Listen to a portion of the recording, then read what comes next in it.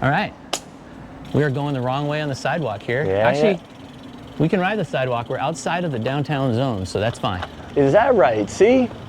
Jonathan, See, a lot of people don't know I'm that. getting lessons along the way. So you can't ride on sidewalk downtown core. Nope. Right? There's a very defined zone in city code that states the streets and everything. It's like NATO to 13th to something like Hoyt to Jefferson or something. Good. So it's the central core downtown. You're helping me out then. So here we are. This Vancouver Williams area right here was researched. I believe this is the second most transited corridor for bikes in the city. Second, huh? Yeah. I like you did your research. Yeah, well, we were looking at, when you're looking at tolling the I-5, what happens is you have spillover in the travel shed. So while you may think you're having benefits with tolling, the problem is the communities adjacent to the tolling are affected.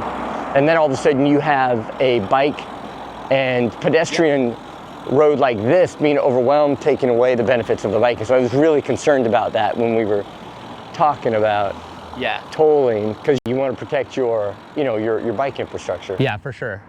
I mean, I look at that and I think, well, that's what modal filters and traffic diverters are for. I'm not going to get into that topic right now, but as people get worried about spillover traffic from different changes in behaviors of if people are tolled off a road, then I think it's the job of the transportation agency to make sure that those things go to as big of streets as possible, right? That's right. Keep people out of neighborhoods, and that's just how it goes. Yeah. But hey, thanks for riding with me. You're welcome, man. Good to see you. Good to see you. I appreciate you. It's like when we were starting this whole campaign, a year and a half ago, you were very gracious to give me an audience in front of the Bike Portland crew, and it was a great conversation to have. And it was long. I think it was like an hour. It was. But it was a great, comprehensive, far-reaching, and I thought it was a great kind of almost kickoff, if you will. So, no, I appreciate you. I appreciate the group. Yeah, I remember after that, I said in the recap, I said, I think this Keith Wilson guy might surprise some people, because at that time you weren't really well known. No, that's exactly right. So how do you feel in this part of Vancouver? Actually, I'm going to slow down and stop right here. I'm going to slow down and stop. Okay, that's good. That's good. We got the wave. We got the wave. See, that's one of those indecision moments where I see that yield sign from the bus. We're in a pretty narrow bike lane here. So you biked into work yet as mayor? I generally don't bike into work because of the travel schedule during the course of the day. Yeah. What I do is I usually bike at night. I'll head out to all 4 districts and just check out what's going on. Oh, is that right? Yeah, like today, what we're gonna do is we're gonna go into the downtown core, and Taylor, my deputy chief of staff, and I went out with our impact reduction program yesterday to see how we were caring for people. And so I want to just go back and see those zones, and I want to see 3rd Avenue because we have a tremendous drug problem. I want to really start. We're starting our program and plan. Antonio, how you doing, sir? We're starting our revitalization plan in Portland. So it's really, we're getting ready to start rolling it out. As we ramp up the shelter system and the day centers, now we have options for those that are suffering. And so now our next phase is to really start helping those individuals inside and to care and to housing. Were you halfway to your shelter plan goal or something like that? Yeah, we'll have 630 units open on September 2nd. And then we've got a rollout plan that's going forward right now. So it's all just ramping up. Biking around, you can get a closer look at things. Yeah, and is it different now being mayor? You're biking around, you can be like, I'm freaking mayor, I'm just gonna go fix that thing. Yeah, it is. Little different, right? Well, there's a technique that I brought back, or I brought over from my previous business. It's called go and see. There's a Japanese word called the gemba, and it's go and see. And so when you're managing complex operations, you have to go and look and see and talk on where the work is being done. And so that's what I do with the bike at night. Like, I'll stop by shelters and I'll see how the environment is, what's going on with the neighbors, and just see what road conditions are and so on and so forth. So it really helps me understand the 4 corners of the city. It's a much smaller city than most people think. I mean, you can get around to each district. That's one reason I was happy to have you come out and ride with me. Hopefully, more people will see this and we'll go. start connecting the dots with We'll stay on Vancouver and just go the through. city. Yeah. Okay, so we're staying on Vancouver here, headed to the Steel. Yep. We got this bus leapfrog issue here. See how we're going back and forth with the bus? That's one of the things that the Williams project solved by putting the bike lane on the left. When you're biking around, is there an issue that comes up for you that it kind of really bugs you as a bike rider? Yeah, absolutely. It's the unswept bike lanes and roads. Just from a safety standpoint, when you're riding on a bike lane and it's a... Thank you. Taylor in the back cleared us up. We got a truck in the bus lane.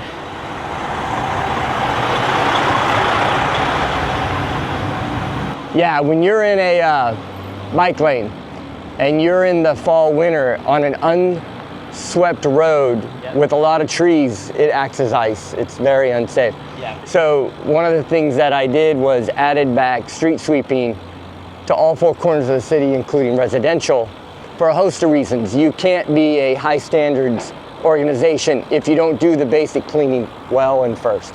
So it's the first thing we're doing in the city is just really providing care for individuals that are suffering on the street, because that's about as inhumane.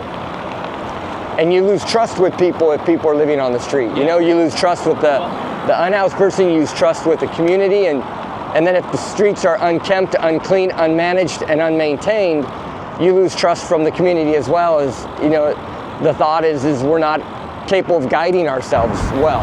Yeah, I've heard from many people that there's this connection between unsheltered, the encampments and what's going on with just whether or not they want to get on a bike or not. Lack of care. Especially on our paths, places where, some people really feel they can't really, choose where they're going to go very quickly, and they just kind of get nervous. So safety and security, I'm happy to announce on Friday.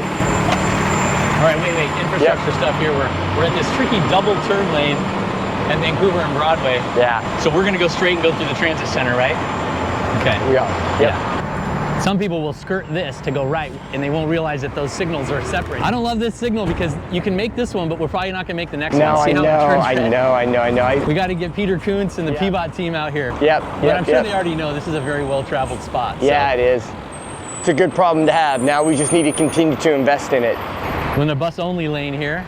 You hear anything in your office about the Rose Lane? Remember the Rose Lane project started a few years ago? I haven't heard anybody sort of bring that up, but I like those because you have the bus-only lanes, but we can share them with bikes. We're really looking at 82nd Avenue as well right now. Yeah. Where one of the good parts of the job is those questions were brought in really quickly. As soon as I took office, so it was really fun to be right in the heart of that to begin. Yeah, I'm hoping we get a good bus line on 82nd. That's going to be really important. But we are getting the bus line. It's where are we going to center biking in it as well, right? Hey, you took the words right out of my mouth. Yeah. So I agree. I'd like to see a shared situation there. Yeah. So the designers are working hard because it was not going to go the entire length, and so they're working hard to add in that active transportation lane to go the entire length of the new BRT. Oh, great. Yeah, that would be really excellent. I mean, I feel like if we can't fit it in there, come on, like where are we gonna make a move for biking, You were talking a moment ago about biking and safety and the houseless. The other part of that is doing a multimodal approach, right? And so we're adding back transit officers. I'll be announcing on Friday the announcement of 6 transit officers back to TriMet. And the goal is really to just help that safety approach where if you want to bike to the max, you can rest assured that from a safety standpoint, TriMet's doing their level best to improve safety, and Portland Police are going to now start joining in that, to just bringing that quality and safety and sustainability back to the transit system so we can really get ridership and walkers and transit levels up. Yeah. Yep. Yeah, with transit, that's one of the responses to public safety concerns is you talk about the added security or transit police or whatever. We can't necessarily do that with bikes. Right. But I'm curious on that transit piece, any thoughts on how you balance that presence of police and how people feel about that? I think some of that has changed in the last few years, but I'm sure that's come up, or has it come up for you, and how do you feel about you that? Bet. What we have to do is we have to look at, I did return to office for our managers and supervisors. And when I was talking to them about, when I was reviewing that decision, they had noted their concerns about transit safety.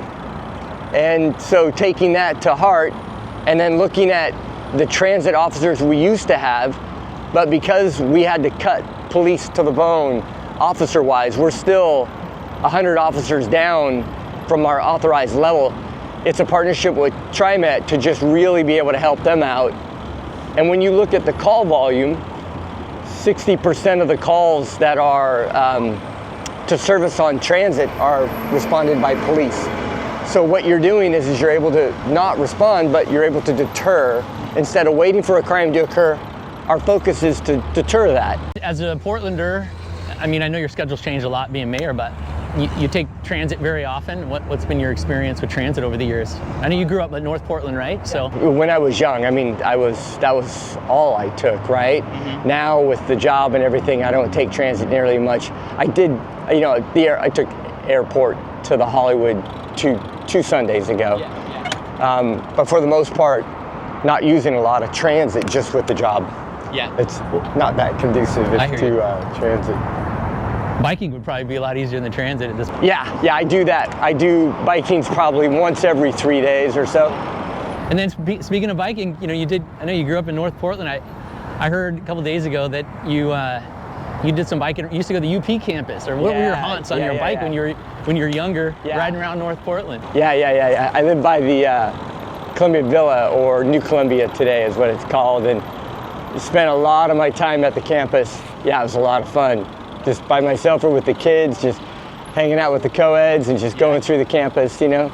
Oh yeah, it was wide open back then as well. This is such a nice view. Yeah, it is. It's a beautiful city, man. I mean, when you think about it, when you ride through the town at night, you'll really see in some cases the hot spots. You know, we have plenty of places to go for people during the day, but at night, without enough shelter and capacity, you'll see an awful lot of people. Excuse me, guys. Got a little backup here. We want to pull over just a sec, or here we go. We're back, headed over the Steel. How long have you had your bike?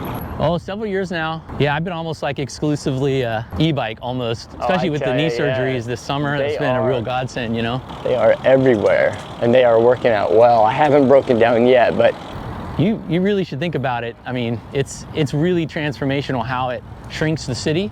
Oh, I bet, in terms of, you know, trip times. I mean, I think there's so many Portlanders who don't understand how efficient it can be to ride a bike when it has, you know, a little motor on it. So I think if more people understood that, it could really shift even how we plan our bike network, you know, what streets people take. When you can easily go 20 miles an hour, it's a little different than going 10 or 11, you know, so. Yeah, and when you do that, you got to make the bike lanes wider and more accessible for just more volume of transit. Have you been tracking our bike ridership levels? How are we doing? You know, I don't track it as much as I used to because the news hasn't been as good as it used to be. So, you know, I think we're back on an upswing. Yeah. I mean, I've been watching it for 20 years now, so I kind of tend to like just my gut more than any numbers can tell me, because none of the numbers are perfect. Obviously, the census is highly flawed, especially now with everybody working at home. My sense right now is, after a lull, we had a dip. Obviously, COVID threw everything into flux. I feel like we're on an upswing. Things are really stabilizing. All the signs point to a real big upswing. I just hope we can capture the data, because it's such an important story to tell. Yeah, so, you know, after struggling for a few years there, the well-publicized decline in biking. Morning, thanks for the bell. See, I'm a huge bell believer. It's hard, is that right? Both my hands are occupied, but I'm always using a bell no matter what. We had the dip, we had a plateau, but I think things are really coming back. And good. I feel like the city is headed in a good trajectory. You know, I feel like with leadership in City Hall, the way it is, I think bodes pretty well for bicycling, and some of the signs are strong.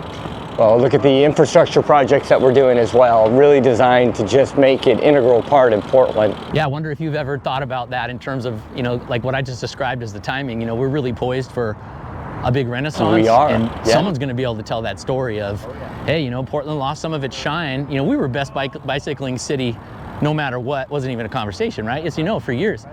But now we don't really get that kind of reputation as much. So if we play our cards right, though, it could go back up. I can't agree more. You know, reputation was, does that, right? Reputation was, we've taken a hit, but all the resources that we need and have are here. So it's just about us putting it together And the reality is our absorption rate on vacancies are really starting to uptick. Downtown foot traffic's upticking. I met with Sam Dessou, who's the general manager of TriMet, really trying to get his numbers up because that creates health, that addresses congestion, making that system safer really increases people and moving to it. Yep, we're gonna go straight through. Look at this, we got a bike signal crossing NATO. Isn't that nice? This is one of those nice streets with the one-way for driving and two-way for bikes with a diverter coming into Old Town. See, I'm big on the gateways into the city and what that says about our bike network. Absolutely. You know, the better those can be. I'm focused on really just adding that cleanliness and really just kind of creating the livelihood. One of the things I'm really working on is individuals that are sleeping on the street, providing that outcome. And as the winter arrives, I want to make sure we got a spot. And it does two things. It cares for them and it cares for the community. So it's a real positive. And we've gotten to a point where we've normalized that. And from a humanity standpoint, the cruelty that we're conveying to others has got to be addressed. And you see my point there, Jonathan. That's why we're going to go down third. Really, that's going to be the measure of our success, is how are we able to care for Old Town. I've noticed some of the revitalization efforts have been centering around bikes recently. The big Sunday Parkways press conference, think that's a brilliant move. Really spreading the word on the downtown one coming up next month. And the staycation. Also with the bike race, you know, the 2-day bike race was great. I saw you out the Criterium. Yeah. Yep. So a big connection there between biking. I mean, it's just so many things, right? Like as a transportation mode, a tool to revitalize the city. Let's see, we're gonna stop because we have a red. A tool to revitalize the city. Absolutely. You know, and it's just the idea of people face to face, being it's just a little more humane than even being in a bus or being in a car, you know? I don't know if you think of it that way. Oh, absolutely. Well, we're messaging it by our infrastructure investments. If you go down Broadway corridor now. Green light for us, sorry. Broadway Weidler project is almost done, and you'll have a dedicated bike lane on Broadway now. It's beautiful. And then when you look at 4th Avenue, what we're doing on 4th Avenue right now, huge improvement. Yeah, Southwest 4th, that's gonna be, you know, probably, I think the biggest and most important bike project that's happened, gosh, since I can remember. Yep. That's a big deal. Just it in is terms a big of the deal. capital cost of that and the way they're really, watch this curb up here. This isn't the route I would have taken, but we're here. I'm gonna go across. Hey, Jonathan, I'm gonna check out over here real fast. Okay, I'll let you go. What are you looking for in particular over here? This was strewn with garbage yesterday. And I had a team out here just explaining to them, it's called Move to the Work. Any of our team that is out, if you walk by garbage, it means and don't pick it up, it means you've created a new policy. And so even as a mayor, if I walk by garbage and don't pick it up, I've created a policy amongst the city that you can do it. So and I had a cleanup crew and it looks beautiful. Now you can see we have a tent that came right. You see how all the streets are swept here clean? That's the expectation. Now, what we need to do is we're not able to sustain that behavior because you can see a tent right back there. So a mix of sort of institutional culture and funding, right? I mean, you got to pay people to do stuff, but you also got to just change how people see the job. Right, the behavior. To make these streets exactly look better and to address some of these issues, right? Exactly. I had a presentation at 6 in the morning last Thursday at Peabody. I rode with our street striper to see how that worked out. So they actually got to drive the truck, that's the beauty of still having a Class A license and a hazmat endorsement. Yeah. Hang on one second. So you'll see how those streets have been swept and everything. It's, you know, dignity comes with just being able to provide clean locations for not only Portlanders, but everybody. If you care for your community, other people start to care for it as well. And that's just basic human nature. So that's why we're really starting to help Old Town clean up, revitalize. But you talked about behavior.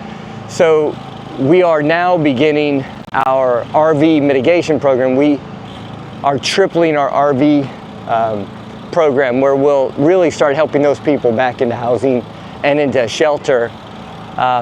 So that program just started 2 weeks ago. And so you'll see a big improvement in East Portland. It's going to take about 6 months, 9 months to play catch up. But the goal is to remove all the RVs from the street and help those individuals inside. Taylor and I will tell you, he and I ride this often. So there's, you know, really throughout the course of the day, you have a lot of activity on 3rd Avenue. Unfortunately, meth is becoming more prevalent now. Yeah, which is a whole lot different than fentanyl. So we're really working on, you just see the behaviors. we're really working on this area, but we're not reacting. We're setting up the plan. We have a day center that's opening 4 blocks away, called the Oasis. And so that'll be an opportunity for these individuals to help provide services for those that are suffering right here. Yeah, Mayor Wilson, I know you're somebody who understands the value of getting people out on the street and how bikes can be such a great tool in so many ways. I wonder if you've ever thought about expanding the downtown bike patrol unit. I know it's been, I think, successful within the police bureau. If there are other places in the city that could maybe use a bike squad or get more officers on bikes. I don't know if it's increased, but that sure would be great. You know, Jonathan, I'll just, if it happens, you just make the note right now in this video that this was the Jonathan Mouth policy. No, that's a great idea. But it all comes down to head count. Our priority call volume, you know, it's like a year ago, it took 24 minutes for an officer to arrive for a priority call. We've got it down to 16 to 18. The reality is we're slowly adding back officers to the authorized level. I'd love to add bike patrol. The reality is we're just scrambling to keep up with the call volume as we had. And the overtime, I have a workplace safety with officers. I've got some officers working 80 hours a week, week after week after week. And that's alarming from a workplace safety standpoint, because my first and foremost priority is to make sure every one of my staff members goes home safe to their families, and then I can ensure our Portlanders get home to their families. You know, my #1 goal is workplace safety.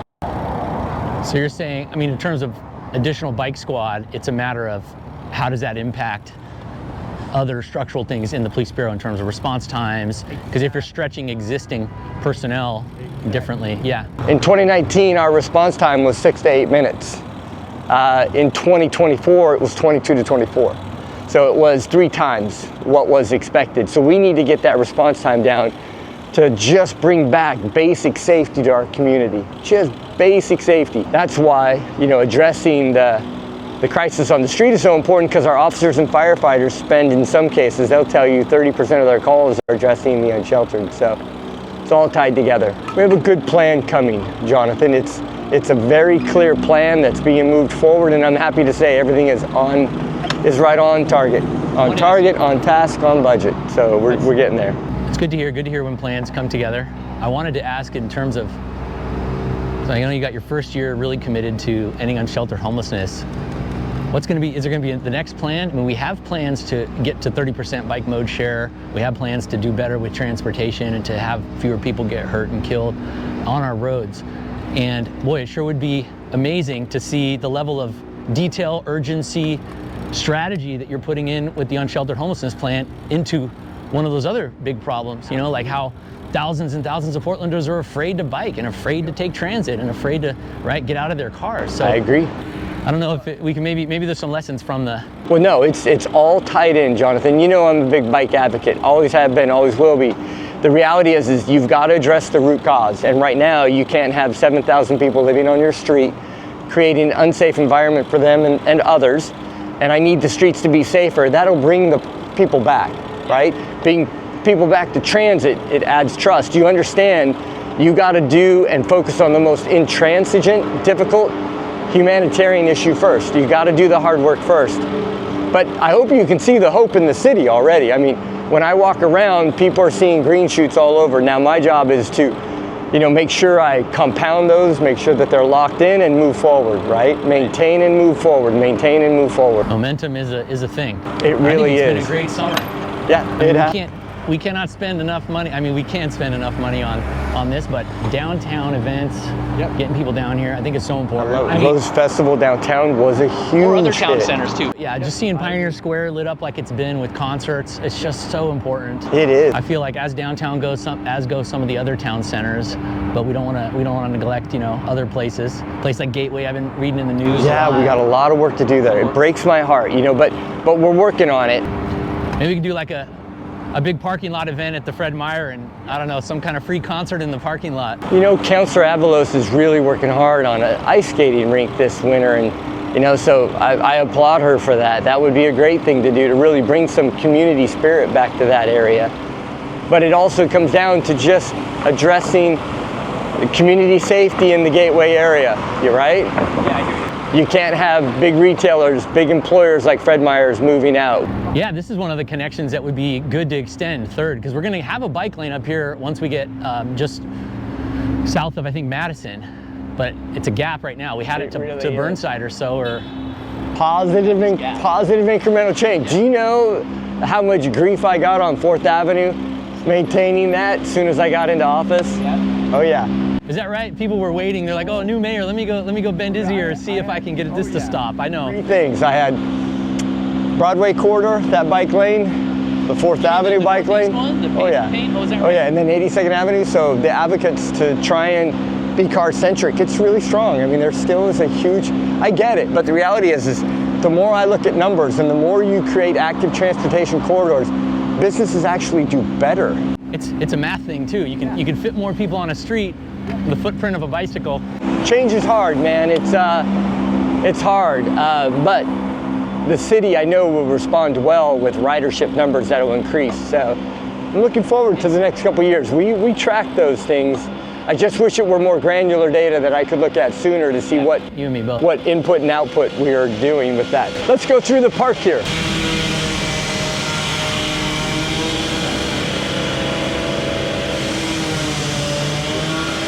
Here, you want to throw that in my little basket here? Oh, there's a garbage. You got a garbage right there. Watch yourself, Taylor. That's living by your thing you were just talking about. Exactly. You see something, you do something.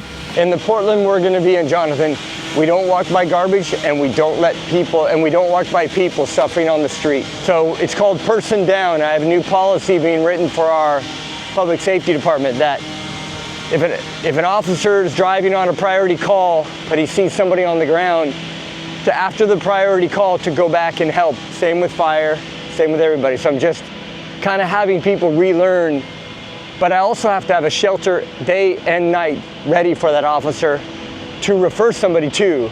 Right. And that's what we had a dearth of. We didn't have enough support for our community members that were down, so we're changing that. Get off and walk here. Yep. Look at this we're just over here. New traffic signal, part of the Southwest 4th project. Look at this. It's getting closer to City Hall. I'm going to be pretty excited when this project starts to go right in front of City Hall. Protected bike lanes. You know, they started up a few blocks up, but it's going to be nice. So I'll leave you. We were talking about bike numbers and projects. One thing that I think is going to be really important is as the city makes investments in these bike lanes, we got to make sure they're full of bikes. Yeah. Talk about the car-centric folks that don't want change. You know, their strongest cudgel is going to be, hey, we made this investment, why is there nobody using this? Well, and the other thing is we need a mixed-use, multi-purpose downtown that isn't just office-centric. It needs to be really we need to really start focusing on the residential aspect of our downtown, and that's when you can really supercharge bike ridership as well, but not just 8 to 5. 24/7, and that's really the vibrancy we need, not only downtown but the city writ large. You know. Well, Mayor, it's good to have you biking along with me this morning. Really appreciate the time.